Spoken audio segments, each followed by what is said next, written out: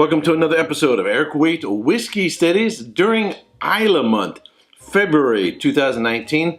In this episode, I will not be reviewing a whiskey, but rather a gin from Islay. This is the Botanist 22 from Bruichladdich Distillery. When I visited the distillery, got to see a real special still that they have. They're really unique. That actually kind of looks like this bottle. I don't drink a lot of gin or vodka. Gin, essentially a vodka with added botanicals. The only botanical that's required in order to be called gin is juniper, but they can have a lot more. Typically, they like to put in at least citrus, lemon, maybe even orange. I like gins. I don't drink them very often, but they are a nice alternative. Or you can make a cocktail such as a Negroni or just a simple gin and tonic. But for this video, I'm going to be reviewing this one neat.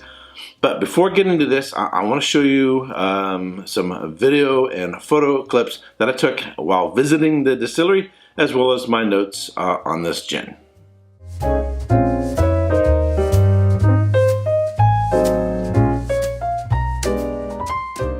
The Botanist is an artisanal Islay gin produced by Bruichladdich Distillery.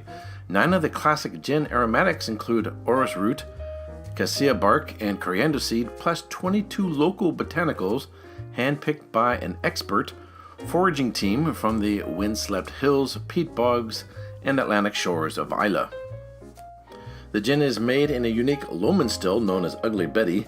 It is a defunct experimental cross between a coffee and pot still, designed with a thick column-like neck with removable sections inserted. The aim is to create more character and variety of styles of spirit by imitating the effect that different lengths of neck would provide. The versatile still had plates, like Roman blinds, which could be opened and varying the angle of the line arm for lighter or heavier spirit. The first Lomond, a spirit still, was installed in 1956 at Interleven, part of the ginormous Dumbarton Grain Distillery Complex on the banks of Clyde. Interleven was closed in 1991 and razed to the ground in 2004. Bruichladdich Distillery then acquired the still and gave it a newly designed neck section, the Silver Gatling, and named it Ugly Betty. Bruichladdich The Botanist 22 Islay Dry Gin is bottled at 46% alcohol by volume. Alrighty, so one of the interesting things about this gin is a lot of distilleries will produce vodka or gin in order to have an immediate quick income while they wait for their whiskeys to age. So if you start a distillery and you want to make whiskey, you're going to have a longer lag time in your return because your whiskey's got to spend some time in oak. So what they often do is, they'll often make vodka or gin, an infused vodka. However, this distillery is completely the opposite. They were already making whiskey, they were already successful in whiskey, but they decided they were going to make a small amount of gin. So they acquired the Lomond, or the Lomond still started making gin, and it turned out they actually sell more of their gin than they do of their whiskeys, although they're of course known for their whiskeys.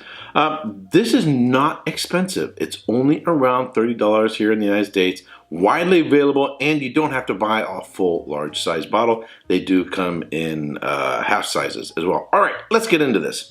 So color wise, you might be tempted to think, okay, it just looks like water. It doesn't look very clear. But this is so brilliant, so shiny, and it has some slight viscosity to it, obviously a lot more than water. And it is so brilliant, it actually kind of looks like silver, particularly up against a white tablecloth. So it doesn't look exactly clear or exactly like water, but it actually has a nice, brilliant, shiny silver color to it. On the nose, really beautiful on the nose. Very perfumey. It's like a flower shop. Really complex. Do get the citrus. Just some nice lemon notes, a little bit of like orange. And then just a really lovely array of botanicals and flowers. It's very, very pretty. On the palate,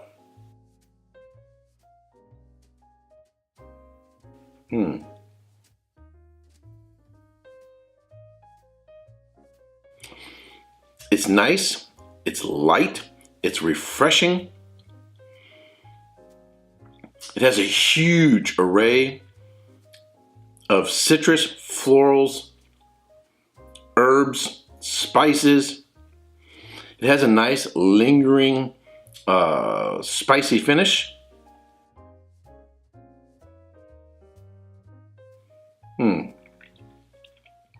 It's really nice on its own. I'm gonna give it 2 thumbs up. I'm not a big gin drinker, so I don't have a lot of experience with them.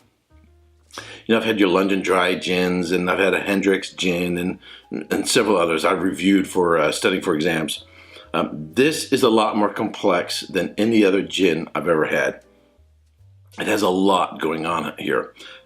Certainly, you can enjoy this neat. You can enjoy it on the rocks. You could do a gin and tonic, would be very, very nice. Or get yourself some Campari, and you can make a Negroni. It would be really, really nice. But on its own, it is light. It is refreshing. It is very, very, very complex.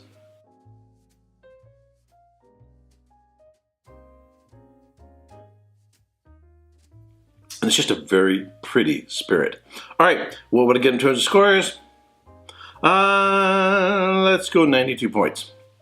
Again, I don't have a lot of experience with gins, but I would say this is probably one of the best ones I've ever tasted. All right, that's it for this review. If you subscribe to this channel, I want to thank you very much. If you haven't yet subscribed, but you like watching my videos, I would greatly appreciate it if you would give it a thumbs up, subscribe, and share with your friends on Facebook, Twitter, and other social networking channels. And until next time, cheers. Hey, if you liked my review, be sure to check out these other whiskey videos.